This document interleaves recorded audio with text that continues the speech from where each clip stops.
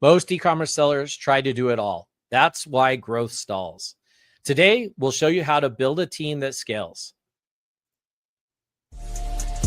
Welcome to E-commerce Revamped, powered by Miva, the engine behind seamless online stores. Now here's your host, Rob Stanley. Hey everyone, welcome to another episode of E-commerce Revamped. Of course, I'm your host, Rob Stanley. Another great one today. This is a really good topic. So a lot of e-commerce sellers, they kind of get in that rut of, I got to do it all. I got to do it all. You spend hours of just working on things and doing all this background stuff and trying to do social media and all kinds of crazy things instead of focusing on making sales. That's really where you want to focus on. So today we're going to be talking about how to build and outsource a team that scales, which is really important. So I got Cory Blumenfeld, and he's from BlueMoso, and we're going to bring him in the studio right now. How's it going, everyone? Thanks for having me, Rob. Hey, how are you doing, Cory? I'm good. I'm super excited to talk about outsourcing. You know, I was always one of those people that thought I had to do it all, or I had to bring on a business partner to support me. And then I found the wonderful world of outsourcing, and it's kind of changed my life. Now that's what I talk about every single day. Absolutely. You know, it is very important, especially in the steps of like building a company and as you start to get bigger. And we're going to jump right into, like, I have a first question for you. You know, what are the first steps when moving to a team, like from an individual who's running their company to a team atmosphere? What's kind of those first steps they should take? Honestly, I think back to kind of all the businesses. So before this, I was in the tech space. I'd founded 3 companies, and it was the same mindset. Every time that I was working with a team or a business partner was working with a team, when we'd ask for instruction or when people would ask, it's everything's up here. It's all in my head, right? You know, and there's that mindset that I'm the only one that can do something. So, you know, this time around, when I was starting my new business, something that I realized I needed to do was document everything. And so when it came to outsourcing, when it comes to working with a team, the best thing you can do is document everything. It can't be in your brain. It has to be simple, clear for other people to understand. What you find easy isn't necessarily easy for everyone else, right? Because you're doing this every single day. So I think the first step is getting everything down on paper, getting everything down into Notion, Google, wherever it is, and creating those instructions to help support your team. Absolutely. So Cory, when you mentioned, you know, getting things down, let's talk slightly about that a little bit more. I want to dive a little deeper on that. Loom videos, putting it on paper in text. What have you seen has worked best when it comes to kind of getting that stuff together and those processes together? What have you seen? Any tips or tools that things you could kind of mention? Yeah, when I'm working with a business owner to start, you know, the first thing I'm always saying, all they will tell me is it's all in their head. So you need to make it easy to get it out of your head. Loom, record, just be natural, record the process. You don't actually have to write everything down. As long as we have a transcript, it's easy to create the operating procedures or SOPs. So I like to use Loom. I like to record all my conversations. Any meeting that I'm having with a client or an individual, I'm recording that, and then I'm summarizing it immediately after. I'm making sure I have a really good template for how I record and break down different processes. So really at the core, and you hit the nail on the head, Loom, tools like that. There's tools like Scribe, I think, that make it easy to take meeting notes, videos, and break them down into processes. Yeah, I think documenting in general is very important. SOPs are very important, especially, you know, sometimes what happens is people start a company, they don't realize it's going to blow up, let's say in the next 3 to 5 years, and they may be looking to exit. When you go to exit, they're going to also be looking for those SOPs, you know, so that way when it transfers from you to the other company or the people in the company, they're able to just kind of look at it and get going. And that is super important. So before I kind of jumped a little ahead, but Cory, let's back up just slightly. Well, that's a whole other topic that I think about every single day, like setting yourself up to sell from day one. And we could do a whole show on that, I bet. But absolutely, I think that's the reason I do this, right? The reason why processes are so important is, okay, at the end of the day, one, as a business owner, a business is not the business owner, right? It has to be something greater. You'll never be able to take a vacation. You'll never be able to have free time. You'll never be able to sell it. And so that's how I think about it. So thank you for bringing that up, because that's kind of the why behind it. Absolutely. You just brought up a good point, and that was actually the next question I was going to ask about. When is the right time to kind of outsource? You just said, when you can't take a vacation, is that the time? Or, what have you seen, Cory, working with all these different companies and people on when is the right time to actually start outsourcing and delegating these tasks? I guess there's two schools of thought here, right? Like the first school is when everything just becomes, out of control. Like that's the good problem to have, right? You get to a point where problems actually exist. And then the second piece is day one. I was speaking to a founder. He founded this really big custom-made suits company. It's global. And what he was telling me was, early on, well, do you want to build a big business? And I was like, obviously, that's what I'm trying to do. So act like it. And I think, if we're looking at building a business, right? Like, is it ever too early to delegate? Maybe, but putting all the documentation in place, writing down the SOPs, thinking like you're building something to scale is super important. So you can start the process of outsourcing, because usually when you need to outsource, right, there's a problem, and it's really like there's a fire. You don't have the team in place. You can't keep up with demand. You can't fulfill anymore. And it might be too late if you don't have the resources in place. So I don't think it's ever too early to start preparing to delegate. For me personally, I think about doing the work up front, understanding a problem, but getting to a point where I'm ready to delegate and having all the materials, the resources in place to start handing it off to folks. I think for a lot of founders, if we're talking about what too early is, it's planning for problems that don't yet exist, right? So if you're thinking about delegating early on, but you have no clients, you have no process, you have no offer, right? You don't really have a problem that can be delegated, right? And I don't think handing that off or outsourcing is the right point at that point, because you bring on someone, there's just going to be nothing for them to do. So I think putting summarizing, putting everything in place to delegate when you need to delegate. So the documentation, the processes, that's important to do on day one, but waiting to a point where you have a fulfillment issue, or you have too many clients, or there's fires that need to be put out, that probably is the best time to delegate. Absolutely. I love how you brought up the whole thing about when you start a business, think big, have that mindset that this is going to be a big business. We see that way too many times happen. And in fact, I've had lawyer friends on here talking about like people that just start a company, they don't trademark, they don't patent, they don't do anything, right? When it's necessary early, because people's thought process is, I just need to start making money, which is also true, right? I'm not saying you shouldn't do that, but protect yourself. So you brought up a good point, Cory, about when you're starting to scale. I remember when I started hiring people, there wasn't as many like outsourced services when I was running my business, but when I kind of found that it was time to hire somebody, a couple things went through my head, and help us on maybe how people solve this, or what is the solution to this. And that is, okay, if I bring somebody on board, there's going to be a ramp up. I got a speed, the quality, there's going to take a little time.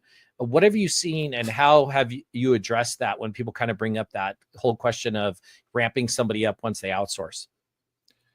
It's interesting, because I think there's two issues that need to be solved here, right? Like for a lot of folks, the biggest challenge with outsourcing and delegation is this mindset that nobody will be able to do something as good as me, right? I'm the only one that's able to do it. And so, ramping up. Okay, so the first thing is that we talked about this, the documentation, having that all there. I think when you do finally decide you want to outsource, you have to make it clear to yourself that you are okay with 80%, right? 80% of the output. Nobody is going to be just like you. They're not going to do things the way that you do it. So when you do start to delegate, when you do start to outsource, you have to fully remove yourself. You have to hand it off, right? You have to create systems in place that allow you to be on top of everything, but not micromanage. So I think it's a lot of mindset here when you are starting to delegate. You have to trust your team. You have to give them the room to grow, right? If you can't trust them, they're not going to do their best work. So the ramping up piece is a lot of mindset. And I see this all the time with a lot of folks that are challenged, right? When it comes to bringing on a virtual assistant or bringing on other team members, they start to create a lot of issues for themselves because they are not able to let go.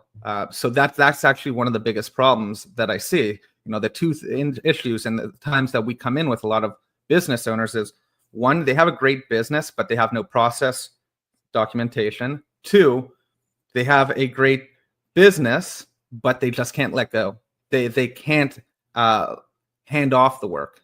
They feel compelled to micromanage, and because of that, they can't scale. So that's kind of how I think about it. It's really a mindset issue. Yeah, I think you put it right. One of the issues that people have is not documenting things, because that documentation and those processes already be in place. The handoff is so much easier. The ramp time to get somebody up to speed is so much faster. Great, well put. And that was actually covered one of the questions I was going to ask, and that was kind of, what are some of the roadblocks when outsourcing? And that's definitely one of those, is not having your paperwork in place. Let's move on a little bit. How about accountability and not over micromanaging? Once you've got this person going, and you need to kind of hold them accountable to make sure that they're doing the work that you've asked for, they're doing it correctly, and you're not over micromanaging them, and you're kind of just allowing them to do that. Like, how do you build that kind of accountability without micromanaging? Yeah, I think being true to, you have to be true to yourself, but I think the best thing to do is set objective goals, right? Like, what does progress actually look like? That's, I think, the first thing. I think the other thing is to get really good with deadlines, due dates, implementing a task tracking system so you can see progress, right? If you have these in place, you can see if the team's moving forward, right?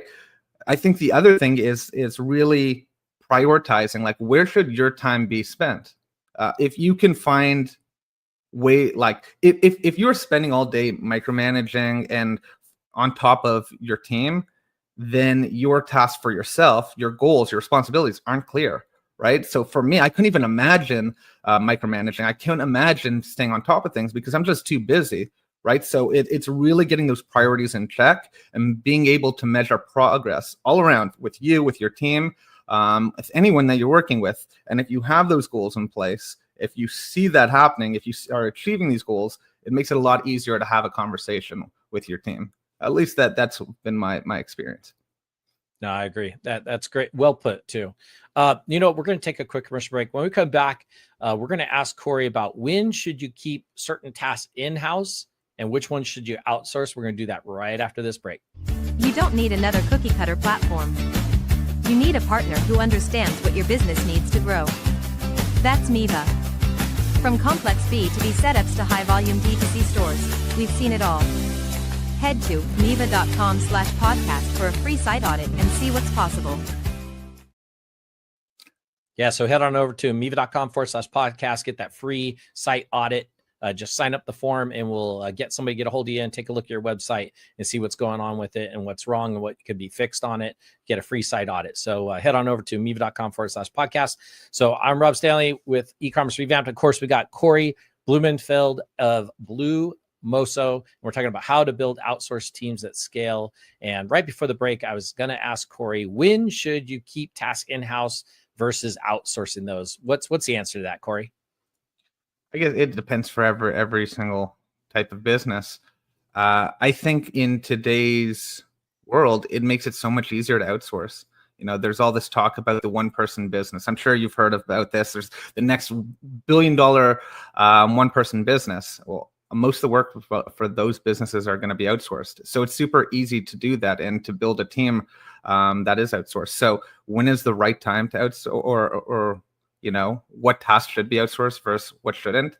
I think there's a lot of things that founders should be owning. So if you're a one-person business, the relationships with the clients shouldn't be outsourced for the most part. The sales shouldn't be outsourced. You can outsource this, right? Certain aspects like the business development work or the lead enrichment work. But, the actual relationship piece, that's why an individual is choosing to work with you. They want to know who you are. They want to know what your business is about. So if it's relationship based, I think that should be in-house.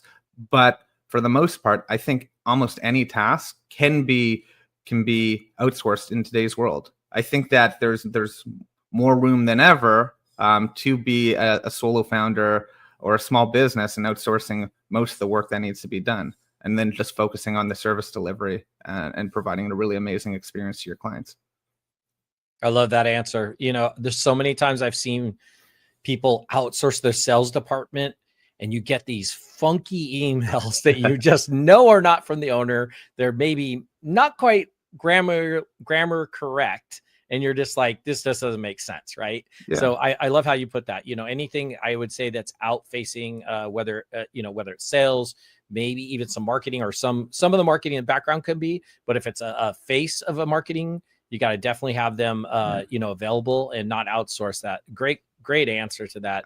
I think it's all relationship based, right? Mm-hmm. Like that is what business is today. All these social media platforms and everything, it's to build trust, right? And so the behind the scenes, yes, but when you're speaking to someone, I think your job as a business owner is to get that publicity, right? It's to be seen, it's to be heard, and you can't replace it. Even if you're doing sales, if you want to drive something forward, be known, build trust, and you can't outsource that. So you have to be comfortable with being seen. And you can have teams help you be seen, get you in front of those places, but you can't have them do that for you, because it needs to be your voice that people are hearing. Absolutely. Can you imagine if I tried to outsource this podcast? I mean, I've got 20 plus years of experience in e-commerce. It'd be hard to find somebody that has that and understands that, So Cory, transitioning back to, okay, when you're working with this team, you've kind of got your team established. How do you kind of make sure that your team takes ownership in this process, in helping you and being part of that? So how do you create that ownership in a team? Yeah, give them the trust that they deserve, right? If you don't trust them, there's a red flag from day one, right? So trust, super important. Give them goals. Be transparent. Create an open work environment, right? Like, let them know how they're adding value to the business, to the customers. Don't keep them in like a glass box and hide them from everyone. You build loyalty by making them feel like they have the ability to make decisions to push the business forward.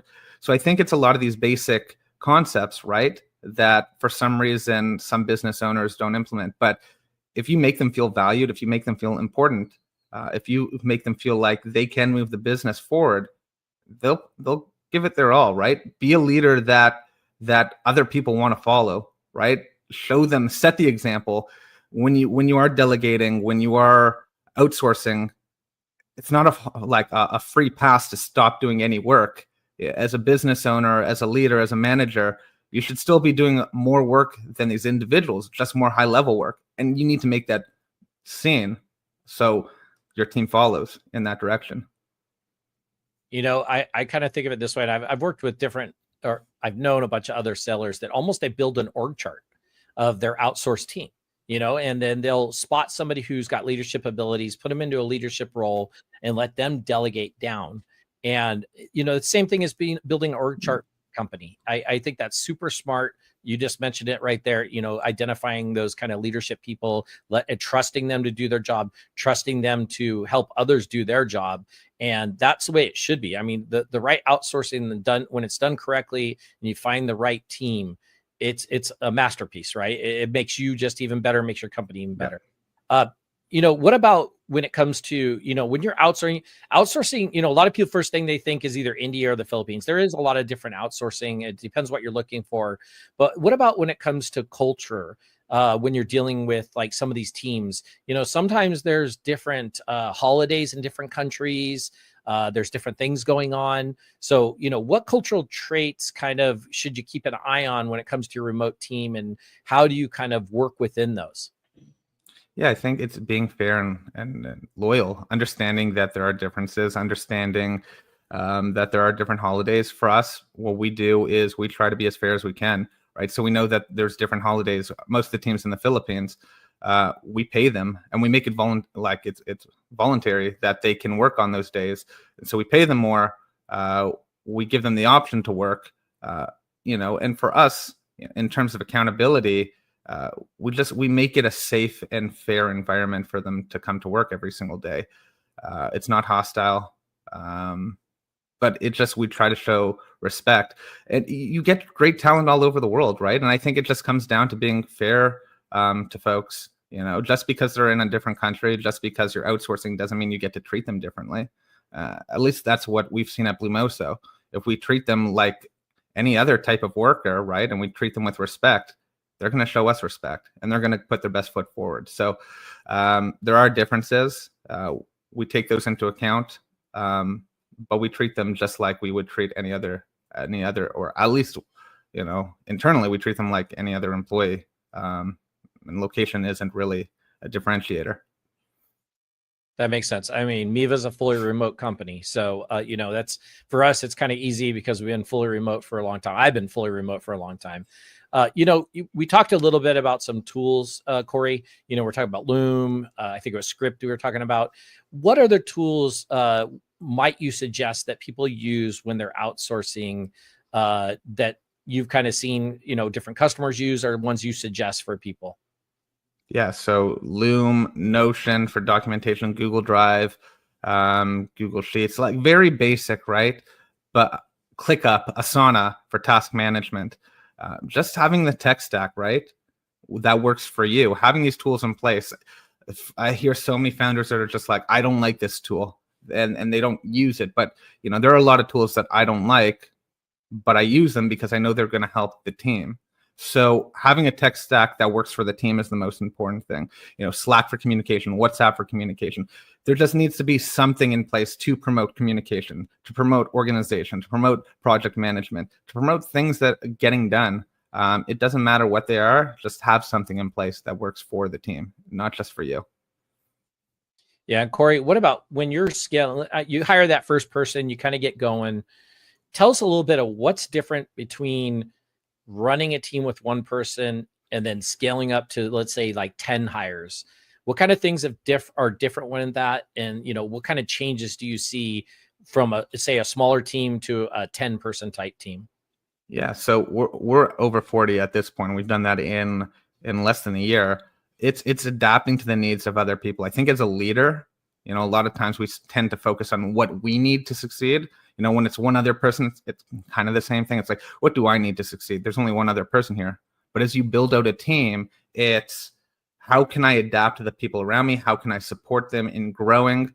How can I make sure that they succeed? So that is the real differentiator. I think as the team grows past 10 or grow, it's creating systems, right, that keeps everyone in check. It's promoting really good communication. I really promote over communication.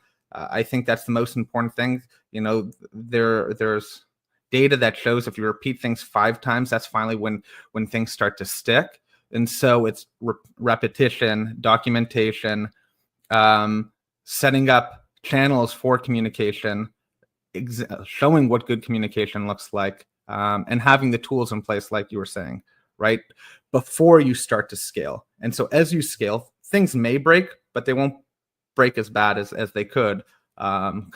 So, we really focus on systems internally to make sure that everyone succeeds. And we are stress testing these systems all the time. And, we're also pushing forward, trying to break things and then finding solutions as they break. I think you brought up a really good point, Cory, and that was about, things breaking and kind of having control of things, and so I have a question for you. I've seen people where sometimes they only need, let's say, a part-time person. Yep. Now, a lot of times we know that when you get a part-time person, when you outsource, they have other jobs. They have another job they need to do to fill the rest of that day, or depending how many shifts they're working, right? So how do you kind of make sure that as you're kind of growing, that your brand sort of image, brand voice stays the same when you're getting maybe somebody who's a part-timer and you haven't quite got to a full-time position? Or even, let's say, when you go from 1 to 10 people, how do you kind of protect that brand voice and make sure that it stays consistent, as you grow? Yeah, no, great question. This was a gap that we saw in the market and something that we are actively solving, right? And I think it lends itself to our model. These individuals that you're outsourcing to, they need full-time work. Just working 2 hours doesn't make sense. And so, for us personally, what we've built out is a model where we make it easy. We wanted to reduce the barriers, and we understand for individuals just starting out, they don't need as many hours. And maybe as they're scaling up, they need to add more. So it needs to be very simple to bring on folks. So, at BlueMoso, we created a system where you get access to a pool of talented individuals. And, for other folks out there, feel free to steal this because, it works really well. You get an access to a pool of individuals. We make it easy to start with a minimum of an hour, and we allow you to scale up. And we have for all of our VAs, we have kind of like a 3-level system, right? We have an executive team. These are the individuals that are really good at building SOPs, communicating with clients, dealing with the admin stuff. Then we have our team leads that manage the VAs that we work with. These individuals are like project managers. They stay on top of the VAs. They make sure things are getting done. They also communicate with the client and are managed by the executive team. And then we have the VAs who are the executors, right? And between the team leads and the executive team, we help them manage. So we have this really good structure in place for how we communicate with the team and how we communicate with the client. We also make it easy for them to start with a minimum number of hours. And in doing so, right, so in having this structure, we can then also schedule the VAs to work on other accounts, but we also have a really good knowledge base of what the client wants. You mentioned how do we ensure that we're capturing the client's voice? Well, that comes down to the team leads and to the executive team members, making sure that everything is well documented about the client, right? They act as the individuals that manage the client's account. They train the VAs. They make sure everyone has all the information they need to be successful, even if the time with the client is limited. So that's kind of our model, how we do things. But we found that this is a real issue. Like, there's no point of hiring someone when you don't need a full-time, even part-time work. You just need the time that you need, right? And so we remove barriers, and it led to more clients. Perfect. I'm glad you brought that up. We're going to talk about BlueMoso in just a second. But I do have one last question for you. And this is kind of an important one. What is your thoughts on outsourcing to AI versus outsourcing to an actual individual person? I'm sure you're getting asked that question. I'm sure that subject's coming up. I'm not the first to ask this, but give us your thoughts on that, Cory. Yeah, I think with AI, there's more of a need to outsource than ever, right? These systems still need people running them. You don't need as many people running them. So, wherever you can use AI, whether it's agents, whether it's just basic AI tools, you should use them, right? It also means you don't need as big of a team. You don't need as many partners. There's so much more that you can do as an individual. But you still need individuals to help you manage all these things, to connect these systems, because they're not all connected today. So I think AI plays a very helpful role. I use it every day. And because of that, I'm able to do so much more. I'm able to be more efficient with my time, but I still need my team to manage all the clients that we have, to provide that human connection, right? Because part of having a business is being real, being there for a client, and the team's able to do that. And I think one anecdote that always stands out, I think, I don't know, maybe it was the 70s or the ATM came out or whenever it came out, and all the bank tellers were scared, we're going to lose our jobs. And, you look at today, there's more bank tellers than there ever were. So even with AI, I don't think it's going to replace all workers. I think it's going to create different roles, different opportunities for folks, and you have to adapt to that. And that's what our team's doing right now. We're adapting to the rules that people need, and we're leveraging AI to make people more efficient. I love the ATM analogy. That was perfect. I mean, I'll use an ATM when the line's too big inside. Otherwise, I prefer to go inside, right? Because there's just things you can't talk to an ATM and tell it. Listen, everybody. So I want Cory to go ahead and give us a whole explanation of BlueMoso, what kind of service you guys offer, how to get a hold of you.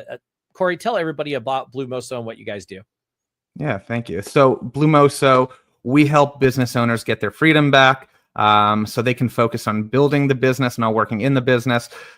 We help folks with a variety of different tasks, whether it's content creation on social media to basic admin work. I have a client that one of our VAs is acting as her personal assistant, helping her plan her wedding. I have a VA running another person's e-commerce store so they can focus more on the partnerships with the e-commerce vendors.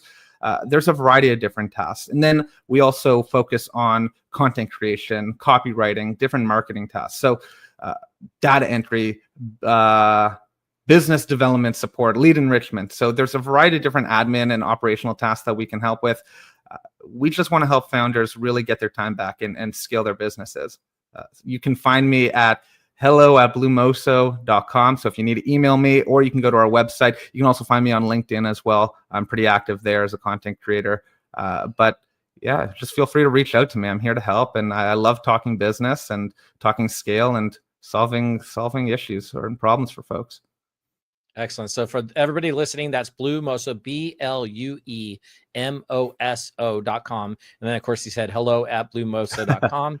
So those are listening. You can write that down, or be sure to reach out to Cory if you have any questions or you're interested in the service. It's a great service. I've seen examples of it, and we've been using a little bit over here at Miva, and I absolutely love what they're doing and helping us out. And Cory, thank you so much for coming on. This is such great information. So listen, folks, it's pretty plain and simple. You need to focus more on making money and stop focusing necessarily on the day-to-day when you get to a certain point, right? I understand when you're first starting, you need to do it all and get it going, but make sure to document like we talked about. And then, when you get to that point, you're feeling a little overwhelmed, that's the time to reach out. And that can happen fairly quickly, or just reach out to Cory and just ask what kind of task. Maybe you just need somebody for a few projects. I'm sure that, he'll help you out with even just project stuff. You maybe don't need a full-time person to get going. You just need somebody to help you out occasionally. Reach out to BlueMoso.com. And Cory, thank you so much for coming on the podcast. I really appreciate it. It was kind of short notice getting you on, and I really appreciate you rearranging your schedule and jumping on with me. I think this is really important, especially for e-commerce sellers in this age of things changing so quickly and, costs going up, and they trying to figure out how to, get more work done with less money. So definitely reach out to BlueMoso and reach out to Cory. Hit him up on LinkedIn too. Make sure you hit up Cory on LinkedIn. Follow a bunch of the great information that he posts out there. And thank you again, Cory, for coming on the E-commerce Revamp podcast. I really do appreciate it. And thank you, everybody, for listening. And we'll see you all on the next episode. Thanks for tuning in to E-commerce Revamp. Ready to find out what's holding your site back? Get a free expert audit at Miva.com and see where you're leaving money on the table. Until next time, keep your carts full and your customers coming back.